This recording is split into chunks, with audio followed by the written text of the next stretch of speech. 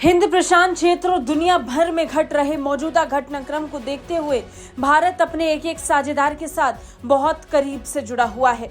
रक्षा सहयोग से लेकर आपसी साझेदारी तक भारत खुद को मजबूत करने पर लगा है।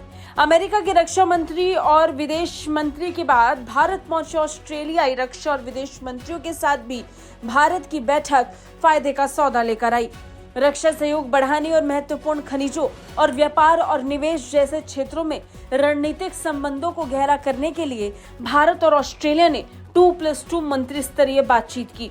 दूसरी भारत ऑस्ट्रेलिया 2+2 मंत्री स्तरीय बातचीत के तहत रक्षा मंत्री राजनाथ सिंह और विदेश मंत्री डॉक्टर एस जयशंकर ने ऑस्ट्रेलिया के उप प्रधानमंत्री और रक्षा मंत्री रिचर्ड माल्स और विदेश मंत्री पेनी वोंग से बातचीत की।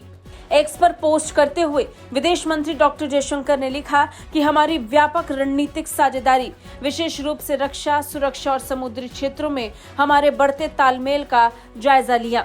वे क्षेत्र के व्यापक लाभ के लिए काम करते हैं। इंडो पैसिफिक, पश्चिम एशिया, दक्षिण एशिया और यूक्रेन में विकास पर दृष्टिकोण साझा किया। क्षेत्रीय और वैश्विक जरूरतों को पूरा करने में हमारे योगदान के बारे में भी बात हुई।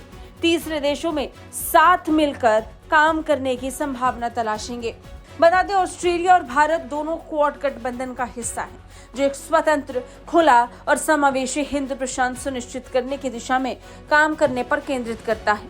क्वाड के बाकी 2 सदस्य अमेरिका और जापान है और इसी संगठन से चीन सबसे ज्यादा डरता है, क्योंकि इस संगठन में उसके 4 सबसे बड़े दुश्मन हैं। वहीं राजनाथ सिंह और रिचर्ड माल्स की अलग से मुलाकात हुई, जिसमें दोनों ने इस बात पर सहमति व्यक्त की कि एक मजबूत द्विपक्षीय साझेदारी न सिर्फ दोनों देशों के लिए बल्कि हिंद प्रशांत की समग्र सुरक्षा के लिए भी अच्छी होगी। रक्षा मंत्रालय की ओर से एक बयान के मुताबिक दोनों मंत्री इस बात पर सहमत हुए कि रक्षा उद्योग और अनुसंधान में सहयोग को गहरा करने से पहले मजबूत संबंध को बढ़ावा मिलेगा। रक्षा मंत्री राजनाथ सिंह ने सुझाव दिया कि जहाज निर्माण, जहाजों की मरम्मत और रखरखाव और विमानों के रखरखाव, मरम्मत और ओवरहालिंग सहयोग के संभावित क्षेत्र हो सकते हैं। रक्षा मंत्री राजनाथ सिंह ने इस बात पर भी जोर दिया कि दोनों देशों की सेनाओं को आर्टिफिशियल इंटेलिजेंस, पनडुब्बी रोधी और ड्रोन रोधी युद्ध और साइबर क्षेत्र जैसे क्षेत्रों में प्रशिक्षण में भी सहयोग करना चाहिए। दोनों मंत्रियों ने अंडर वाटर टेक्नोलॉजी में संयुक्त अनुसंधान के लिए सहयोग और चुनौतियों को संयुक्त रूप से हल करने सहित दोनों देशों के रक्षा स्टार्टअप के बीच सहयोग पर भी चर्चा की। कुल मिलाकर रक्षा से तकनीक और विदेश तक हर एक पहलू पर दोनों देशों के मंत्रियों के बीच ये बैठक काफी सकारात्मक रही, जो चीन में भूचाल लाने के लिए काफी है। ब्यूरो रिपोर्ट, भारत तक।